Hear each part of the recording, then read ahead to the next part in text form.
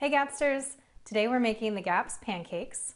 We're going to start with our crispy nut butter, then we'll add eggs, squash, cinnamon, and nutmeg.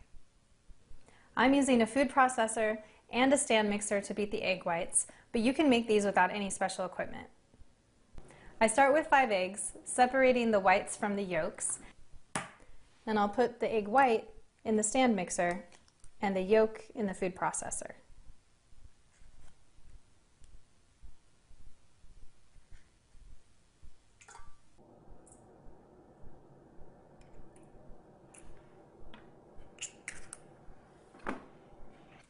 Using the whisk attachment, I'm going to beat the egg whites into stiff peaks, which takes about 3 or 4 minutes on high speed.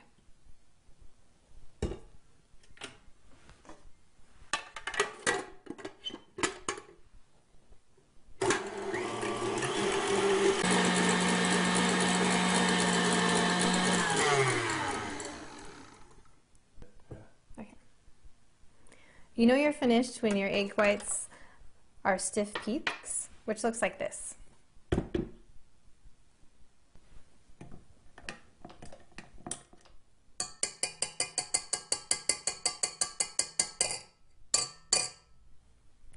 Next, I'm going to add 1 cup of the crispy nut butter that we made last time to the food processor.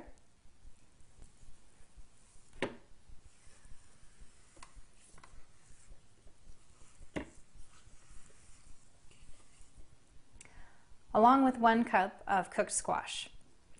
I pre-cook my squash and portion it into these 1 cup jars to keep in the freezer for when I want to make pancakes.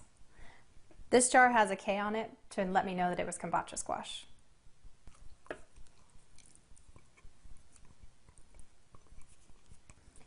If you're not super sensitive, you can try adding a spice or spices to this also. Cinnamon, nutmeg, cloves, and ginger are all great additions.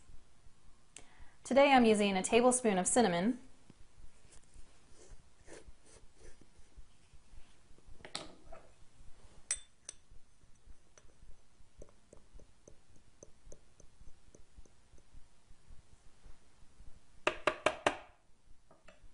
and a teaspoon of nutmeg. I'm using fresh ground nutmeg, so I'm just going to eyeball what a teaspoon looks like.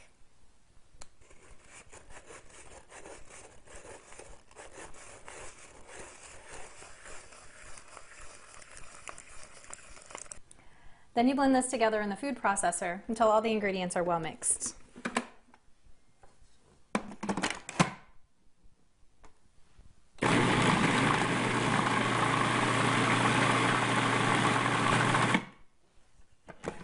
I'm going to scrape this down just to make sure that everything is mixed, all the cinnamon, and then turn it back on for another second.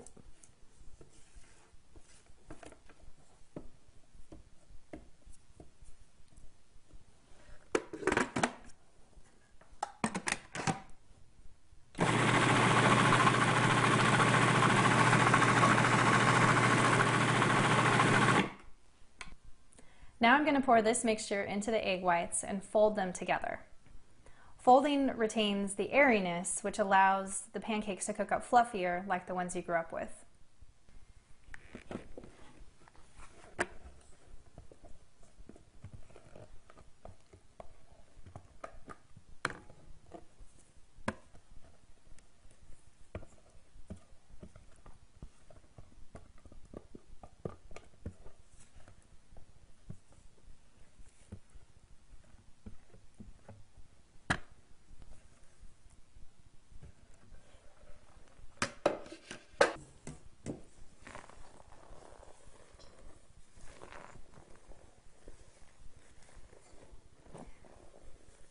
This is what folding looks like. Coming up from the side and cutting down through the middle.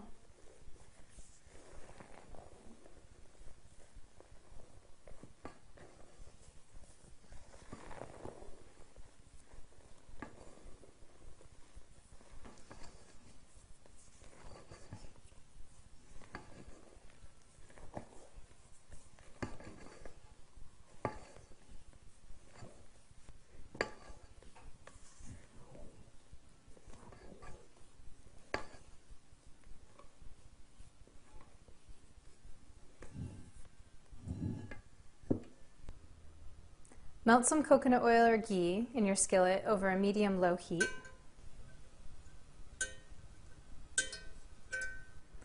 I like to use a cast iron skillet because I feel like the pancakes cook more evenly on cast iron. I like to keep these on the small side so that they're easier to flip.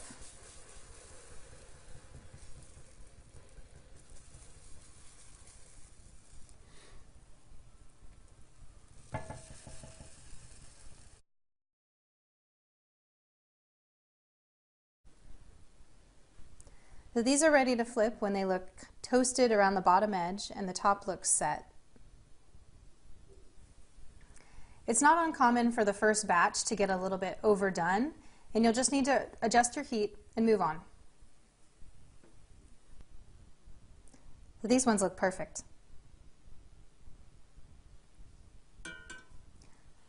I usually add a little more ghee in between to make sure I'm getting plenty of fat. This is one batch, but I usually make a double batch so that we can reheat them in the toaster or on a skillet all week long.